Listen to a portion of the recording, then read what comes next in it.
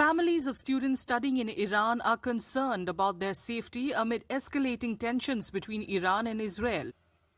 As a parent, I am to some extent I am worried, but I am in constant touch with my daughter.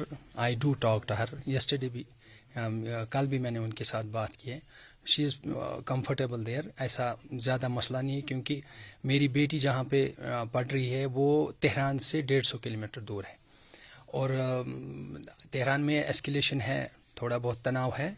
तो ये इस वक्त world wide जहाँ भी है नज़दीक जो भी कंट्रीज़ है उधर वहाँ पे ये एस्केलेशंस और टेंशन्स तो है ही.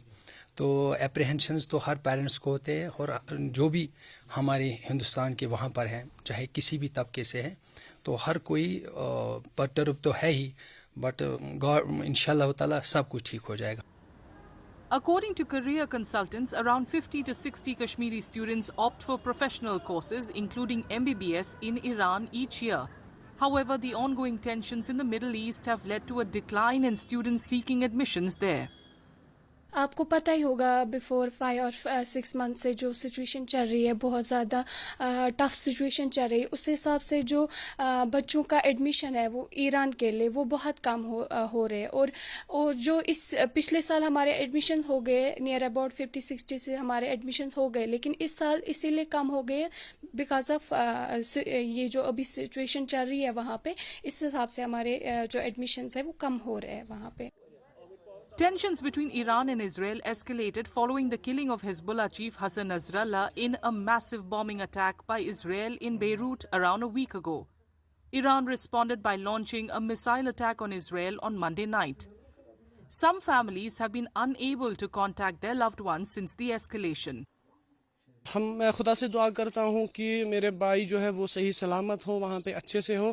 और साथ ही मैं दुआ करता हूँ ईरान के लिए भी. अल्हम्दुलिल्लाह उनसे बात हुई थी बट 4-5 दिनों से उनसे बात नहीं हो सकी, तो इस वजह से हमारा दिल जो है वो बहुत बेचैन है उनको लेके. तो हम खुदा से दुआ करते हैं कि वो सही हो.